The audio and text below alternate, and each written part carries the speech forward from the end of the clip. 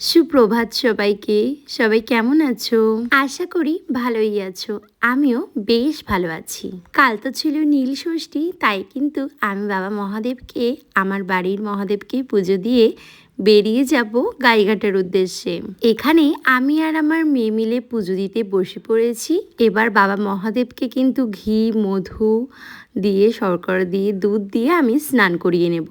প্রত্যেকটা মাই সন্তানের মঙ্গলের জন্য এই নীলষষ্ঠী করে থাকে। এখন সবাই করতে পারে নীলষষ্ঠী।